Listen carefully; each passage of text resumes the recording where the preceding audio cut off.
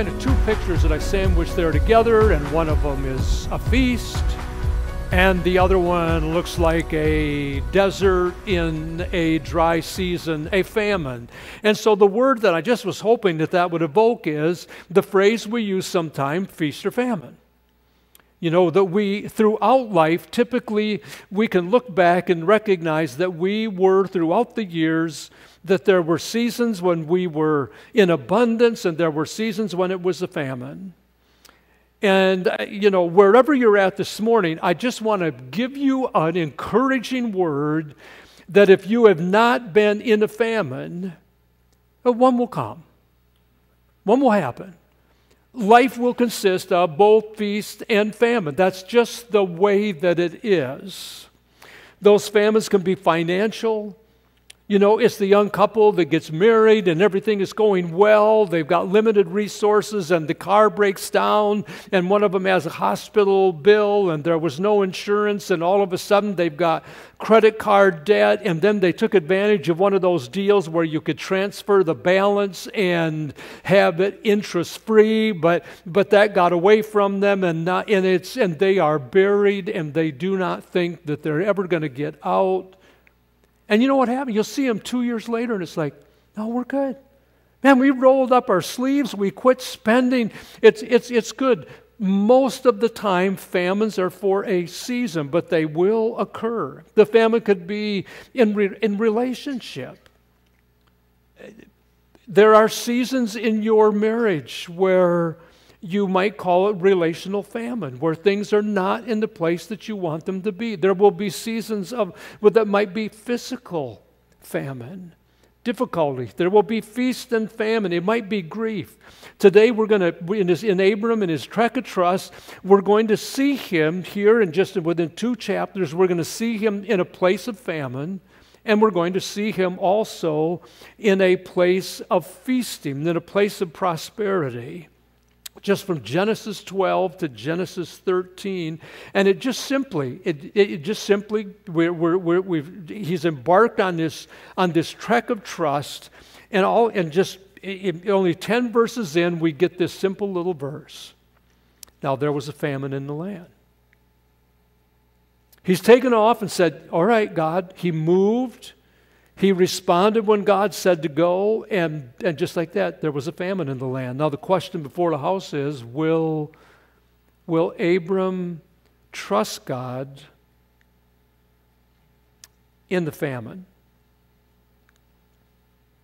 And the answer is not really.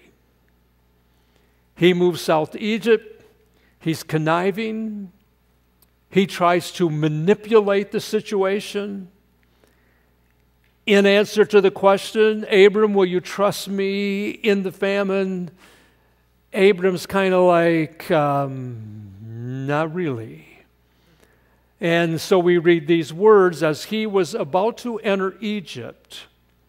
He's going south to Egypt to escape the famine, and as he's getting ready, he said to his wife Sarai, I know what a beautiful woman you are. I know what a beautiful woman you are, and when the Egyptians see you, they will say, this is his wife, and then they will kill me, but they will let you live.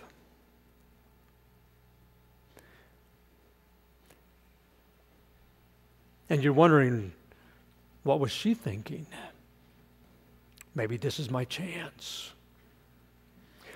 He says, say you are my sister.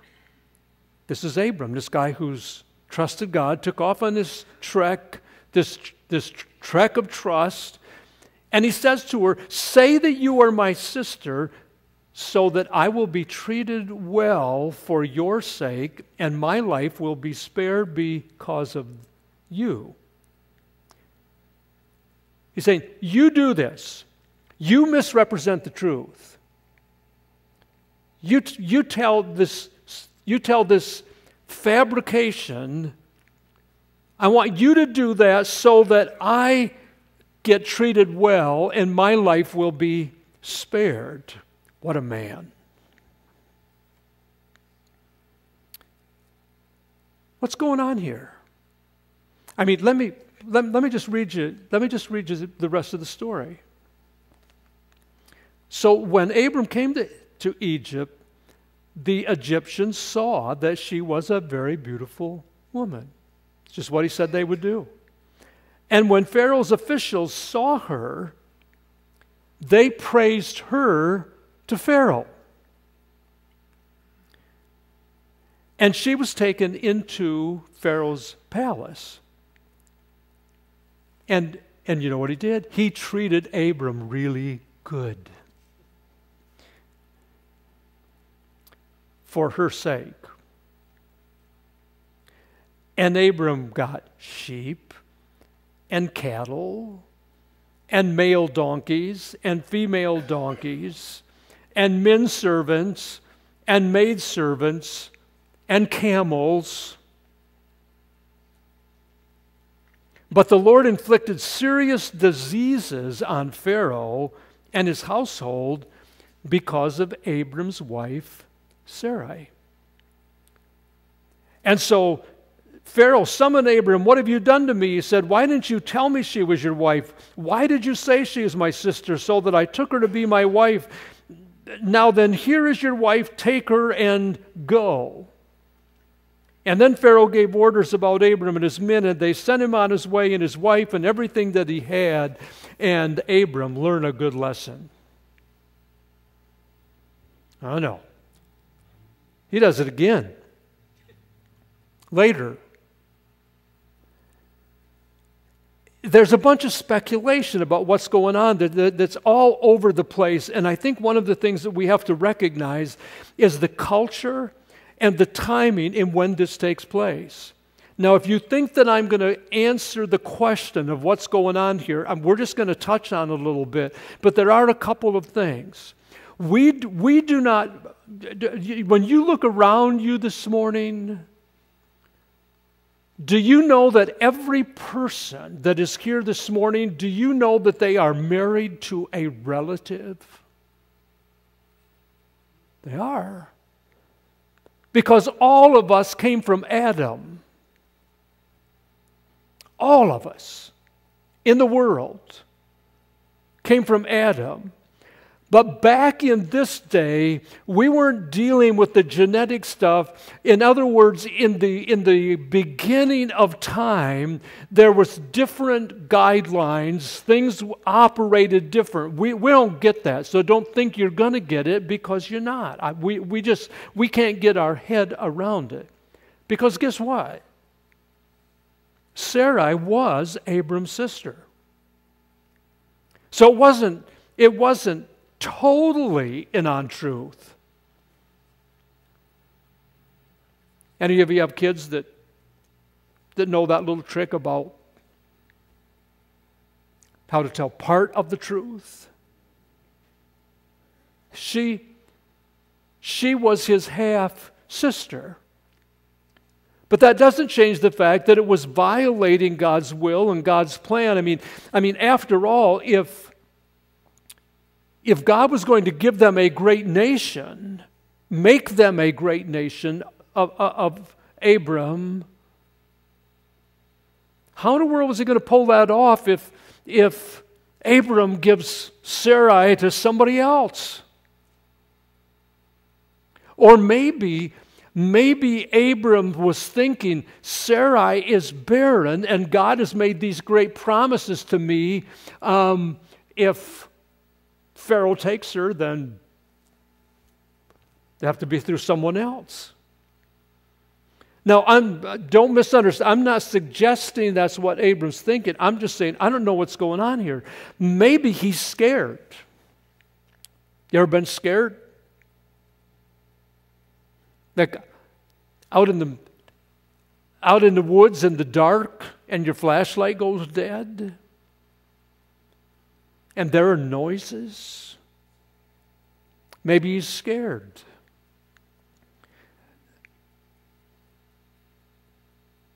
It's hard for me to think that because we see Abram, we see him do some some heroic things that required a lot of courage. And, and I'm simply telling you here, I do not know exactly what's going on, and I do not think we can totally grasp it in our culture, in this season, in this place. But I do know one thing. I think what we're reading about here is we are seeing a vulnerability in Abram. I mean, we will see him over and over again just be a stellar individual who is remembered throughout history, who is literally part of the lineage of Christ. We see him respond in ways that there is no fear. So I really don't know what's going on, except that it reveals an area of vulnerability in his life. And it begs the question this morning, do you know where you are vulnerable?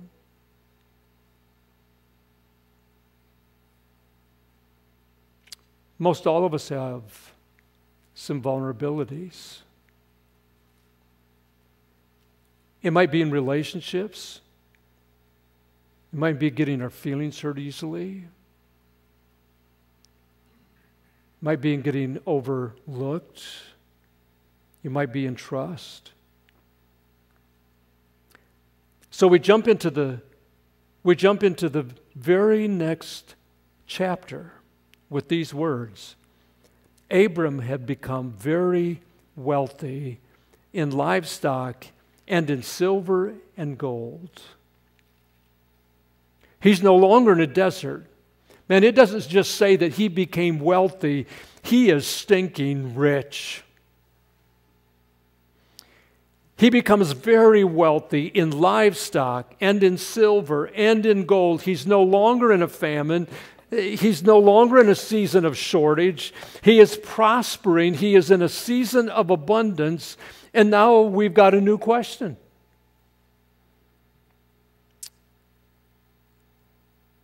Will he trust God in abundance? I don't like this. I hope that this is not true for you. It is possible to trust God in a season of famine and not trust God when things are going pretty good. And I have to tell you this morning that when I honestly look at my own life, that most of the times that my greatest growth and that I got the closest to the Lord, it wasn't in abundance. It usually was because I had made some stupid choices. I had exhausted my resources. I had no place to go except. And when my strength wasn't adequate, I said, God, I need your help. It is possible to trust in the famine and not in the abundance. It is possible to forget God in a season of abundance.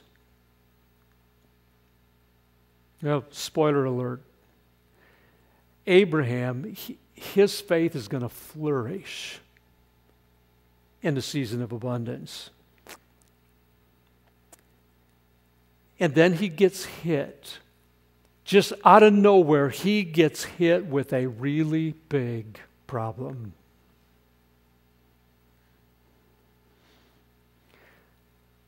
Relatives.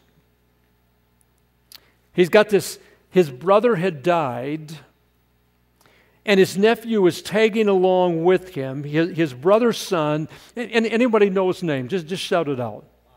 Yeah, Lot. His brother's son Lot is tagging along with him. They're not traveling as one group, they are traveling as two groups traveling together.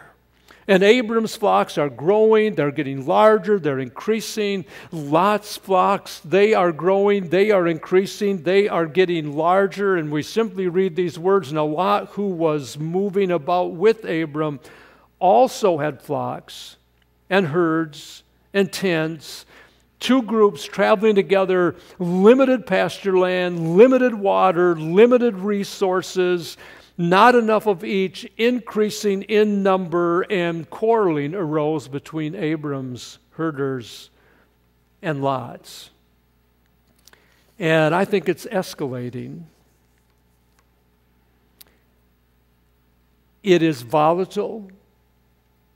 It is a potentially explosive situation.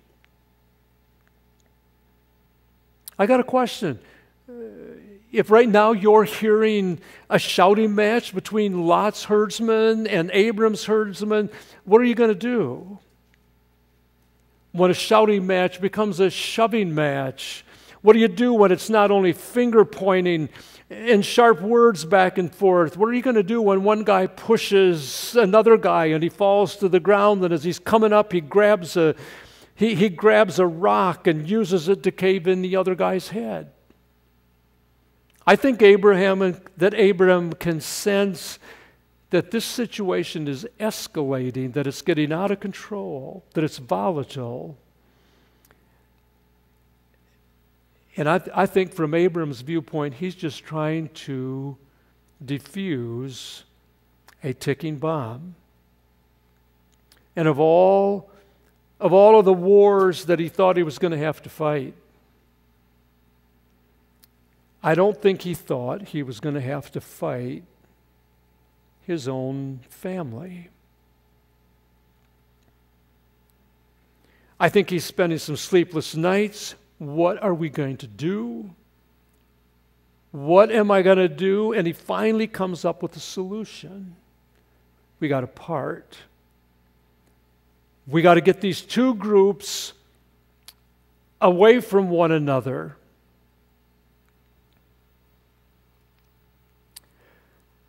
You know, I just think we need to talk for a minute.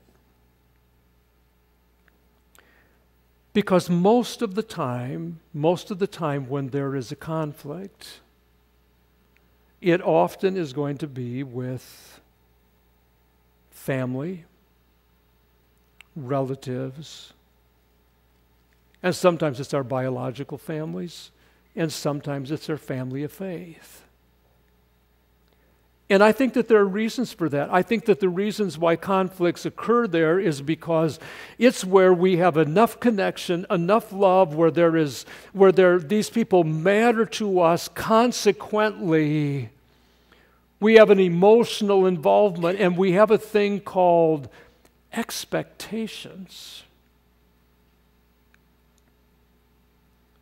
And when our expectations are not met, I expect things of people that I love and that I'm close to that I do not expect of others.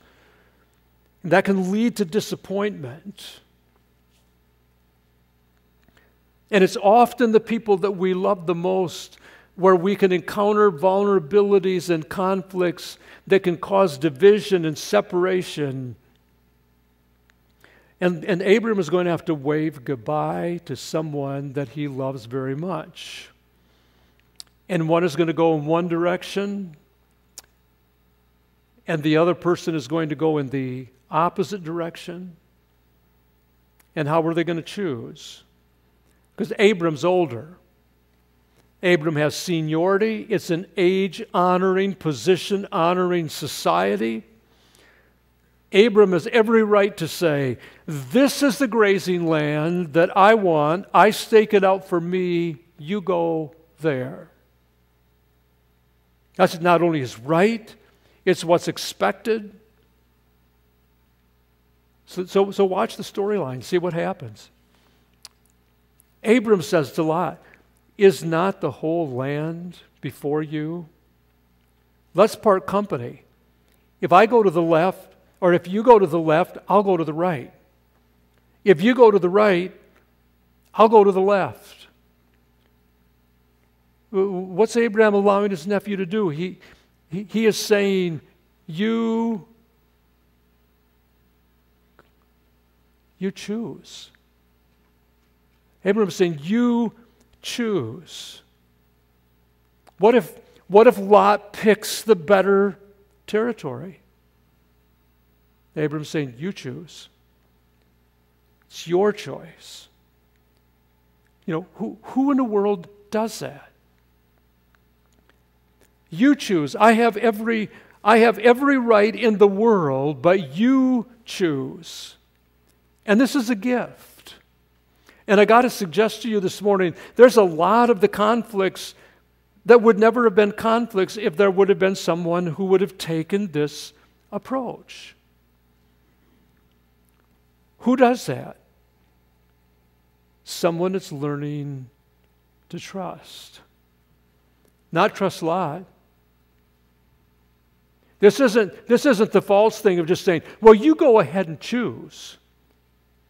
But, you know, they know what I want, and if they do not choose that, there's a problem here. So the choice isn't a choice at all. That's not what we're talking about. I think Abraham is coming to a place where he does not believe that his destiny is linked to Lot's decision. His security is not contingent upon his fiercely hanging on to control of everything around him. And it might be a good place for us to ask ourselves the question, what am I clutching to? What am I tenaciously hanging on to? Whose life am I trying to control and manipulate when I really do not have the right to do that? Choosing. Does the idea, what we see here of choosing, does it sound familiar? We would remember, some of you, these words from Joshua, where we read, if serving the Lord seems undesirable to you, then choose for yourselves this day whom you will serve. You choose. And you know why this morning? You know why we have that option? Why you and I have the option of choosing? We have the right to choose because He chose us. He chose you. Jesus' words, you did not choose me, but I chose you. And because He chose us, we get to choose. He still is saying, you choose.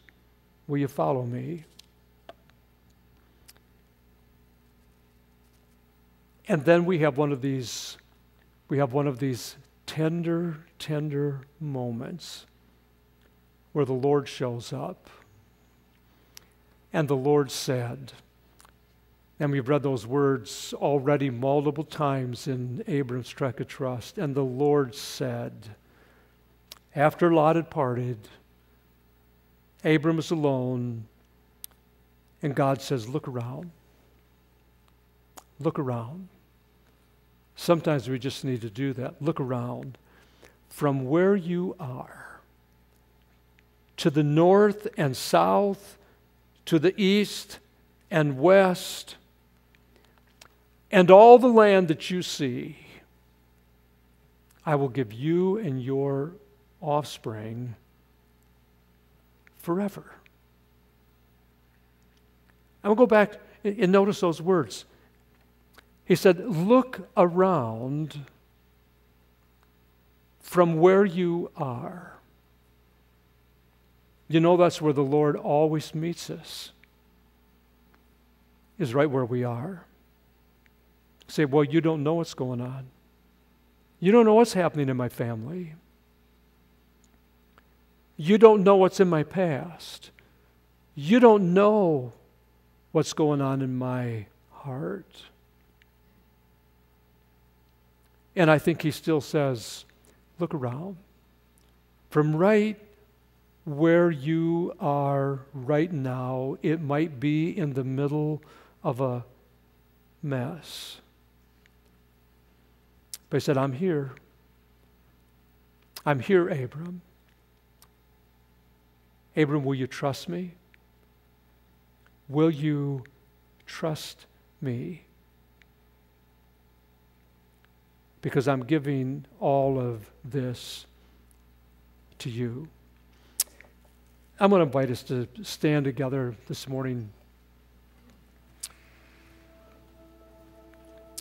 In Deuteronomy, we read these words. I have set before you life and death, blessings and curses. Now choose. You choose. Now choose life so that you and your children may live and that you may love the Lord your God. Listen to his voice and hold fast to him, for the Lord is your life. Seasons of famine, seasons of feasting. I know this morning, if we were to take a poll, that we've got people in both places. And he's still saying, you choose. Will you choose me? Will you follow me?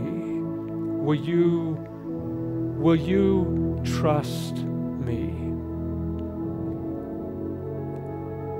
And if you haven't started the trek of trust yet today,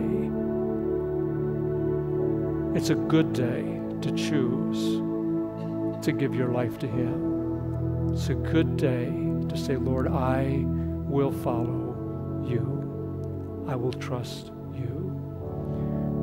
And so, Lord, this morning I pray that as we've been just starting following Abram on his trek of trust, that you'd speak in our own hearts, because, Lord, already we see a variety of ways that we can be vulnerable, that we can get sideways, that we can put our trust in our own abilities and our own capabilities. But Lord, this morning, you've kept that choice before us, and we thank you for it. It's called grace. Lord, help us to choose to follow you, to trust you when it looks impossible. Where's a great nation going to come from? Sarah is barren. There's no children. But you gave your word, and you've given your word to us today. So, Lord, help every one of us to go from where we are, trusting you. In your name, amen. Hey, have a good week, and we'll see you next Sunday.